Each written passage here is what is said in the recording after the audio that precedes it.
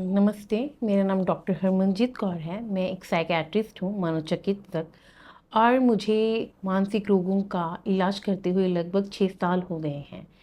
आपको आज मैं बताऊँगी कि मानसिक रोग सिर्फ़ और सिर्फ़ अडल्टहुड में नहीं होते, यानी कि 18 साल के बाद नहीं होते, बचपन में भी हो सकते हैं। एक ऐसी बीमारी जिसका शायद आपने नाम सुना हो, शायद ना भी सुना हो, जिसको हम एडीएचडी बोलते हैं, attention deficit hyper active disorder. माने कि ऐसा बच्चा जो बिल्कुल आराम से नहीं बैठ पाता, ऐसा बच्चा जो इतनी कूद उछल कूद करता है, चीज़ों में बचता फिरता है, कभी अपनी टर्न की वेट नहीं करता, किसी की बात नहीं सुनता, उसके स्कूल में मार्क्स भी कम आते हैं, किसी चीज़ पे फोकस नहीं कर पाता और वो बच्चों से लड़ता है, ऐसा बर्ताव करता है जो आप बिल्कुल भी आपके बस में नहीं है। ये एक ऐसी बीमारी है जो आजकल बहुत ज़्यादा कॉमन हो चुकी है।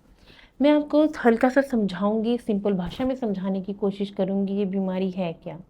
देखा गया है बच्चे 8 साल की आयु से ज़्यादा जो बच्चे अपने माँ बाप से ज़्यादा आर्ग्यूमेंट करते हैं, ज़्यादा एक्टिव होते हैं, एक जगह पे टिक के नहीं बैठ सकते हैं, फुदकते रहते हैं और चीज़ों में बचते हैं, उनकी चोट आसानी से लग जाती है, वो अपने स्कूल में चीज़ें भूल कर आते हैं, पेंसिल हो, शार्पनर हो या कोई भी ऐसी चीज़ हो, डेली वो भूल के आते हैं।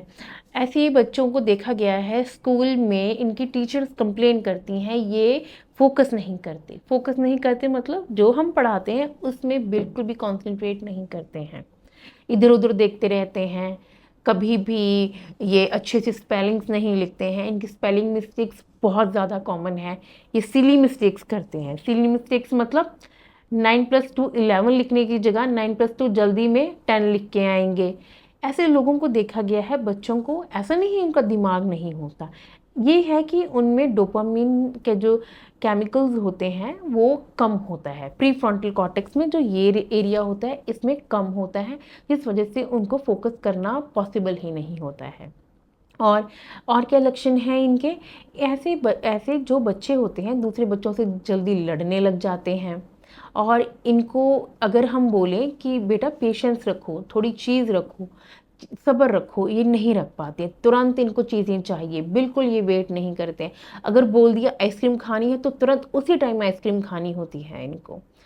और अगर हम इन आप बोलोगे ये तो सब बच्चे करते हैं, नहीं, ऐसे सब बच्चे नहीं करते, कुछ हद तक ये कॉमन होता है। लेकिन अगर ये स्कूल और घर दोनों में लक्षण पाए जाएं तो आपको ये समझ लेना चाहिए आपके बच्चे को या आस पड़ोस के बच्चे को एडीएचडी है। ये क्यों हम इतना स्ट्रेस कर रहे हैं, क्योंकि अगर ऐसे बच्चे हम इनको हेल्प नहीं करेंगे तो ये सक्सेसफुल नहीं हो सकते। हम अगर मैं आपको बोलूँ कि आप वो सोचते होंगे कि इतने छोटे बच्चे को दवाई देना क्या चाहिए? हाँ, इतने छोटे बच्चे को दवाई हमें देनी पड़ती है। एटिमॉक्सिटिन नाम की एक दवाई है जो हमें देनी पड़ती है ताकि वो फोकस कर पाएँ। क्यों हम इतना ध्यान देते हैं छोटे बच्चे के ऊपर? क्योंकि देखिए छोटा बच्चा ही हमारे समाज में जाके बाद में अडल्ट बनेगा। उसको एक सक्सेसफुल इंसान भी बनना है, उसने डॉक्टर बनना है, इंजीनियर बनना है। अगर बचपन में हम उसकी सहायता नहीं करेंगे तो वो बिल्कुल ही ऐसा इंसान बन जाएगा जो यूज़लेस होगा। और इसके क्या इलाज संभव है? हाँ, इसका इलाज संभव है।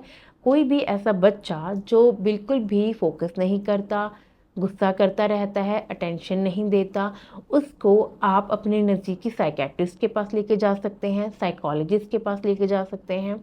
इसमें साइकोलॉजिस्ट का रोल बहुत बड़ा है। क्यों? क्योंकि इसमें बिहेवियरल मॉडिफिकेशन होती है। अब उसका क्या मतलब है? उसका ये मतलब है ऐसे बच्चे के बर्ताव को हम चेंज करने में हेल्प करते हैं। जैसे कि वो एक टाइम पे बहुत चीज़ों के ऊपर फोकस करता है। कहने का मतलब एक ही टाइम में उसको क्रिकेट भी खेलनी है, उसी टाइम उसको फुटबॉल भी दिमाग में चल रहा है, उस टाइम उसने होमवर्क भी करना है, लेकिन उसके दिमाग में चीज़ें चल रही हैं लेकिन एक चीज़ पर वो फोकस नहीं कर पा रहा। तो हम उसको ऐसी दवाइयाँ देते हैं ताकि उसकी जो ये ओवर एक्टिविटी है शांत हो सके। एटिमॉक्सिटिन नाम की जो दवाई होती है अक्सर ये सुबह दी जाती है ताकि जब भी बच्चा स्कूल जाए उससे पहले लेकर जाए और स्कूल में वो अच्छे से परफॉर्म कर पाए। मिथाइल फेनिडेट नाम की भी दवाई है, जो दी जाती है, जिससे बच्चा ठीक महसूस करता है। लेकिन मैं आपको ये बता दूं, जो ये दवाइयाँ हैं, ऐसा स्टडीज़ में पाया गया है या गूगल पे लोग देखते हैं, इससे ग्रोथ रिटार्डेशन होती है, मतलब कि थोड़ा सा ग्रोथ रुक जाती है।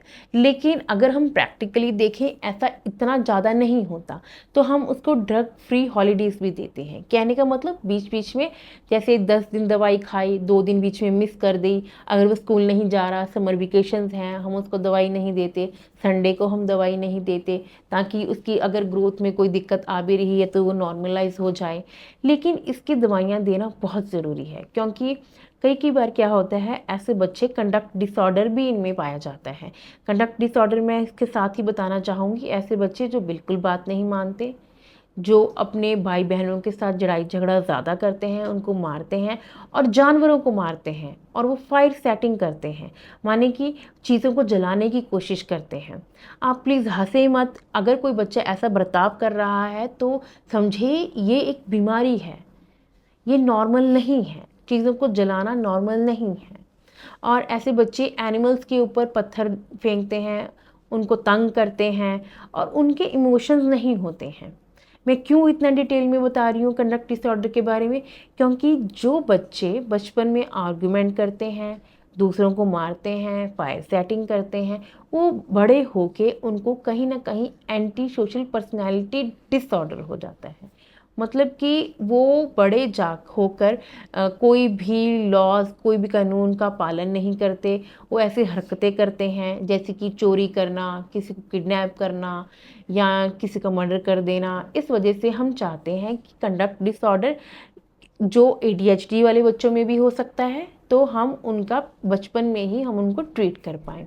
अगर आपको लगे आपका बच्चा सही से कंसंट्रेट नहीं कर पा रहा, फोकस नहीं कर पा रहा, पढ़ाइयों में कम नंबर आ रहे हैं, वो एक जगह नहीं बैठ पा रहा, उसको ऐसा लगता है कि वो सब्र नहीं है, पेशेंस नहीं है, अपनी टर्न की वेट नहीं कर सकता, प्लीज़ आप ऐसे ही बच्चों को साइकेट्रिस्ट के पास लेके जाएं।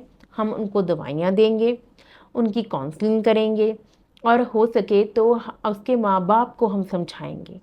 क्यों मैं ये बोल रही हूँ, क्योंकि बच्चे को कुछ नहीं पता होता, उसके माँ बाप का ये फ़र्ज़ बनता है कि वो अपने बच्चे के बिहेवियर को चेंज करने में उसकी मदद करें।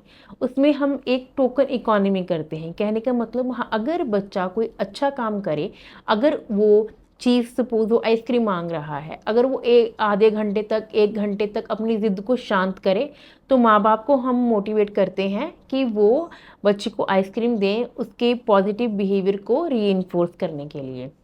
ऐसे ऐसे काफ़ी टेक्निक्स हैं जो हम बच्चों में अप्लाई करते हैं, ताकि उनका बर्ताव हम चेंज कर सकें।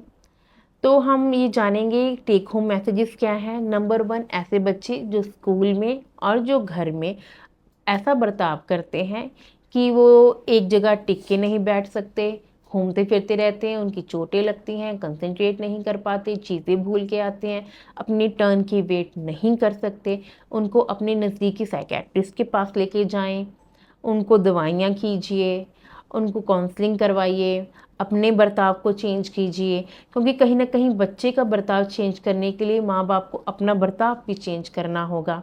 और ऐसे बच्चों की हेल्प हम ऐसे भी कर सकते हैं गुड पेरेंटिंग की। कहने का मतलब, बच्चों को हद से ज़्यादा उसको गुस्सा ना करें। अगर हद से ज़्यादा गुस्सा करेंगे तो भी कई बार बच्चे ज़्यादा स्टबर्न हो जाते हैं, और माँ बाप को एक दूसरे के सामने उसको, बच्चे को बुरा भला नहीं बोलना चाहिए, उसको डीमोटिवेट नहीं करना चाहिए। और कहीं भी अगर इस तरह के बच्चे आपके आसपास हैं, आपके खुद के बच्चे ऐसे हैं, आपके पड़ोसियों के, आपके रिश्तेदारों के, तो आप हमें संपर्क कर सकते हैं। हम आपकी मदद करेंगे, काउंसलिंग में भी, दवाई देने में भी, और अगर किसी प्रकार की आपकी क्वेरीज़ हैं उसमें भी। और आपको अगर लगे कि आप बेबस हैं, ऐसे बच्चे की मदद आप खुद से नहीं कर पा रहे हैं, तो आप हमें कांटेक्ट कर सकते हैं। धन्यवाद।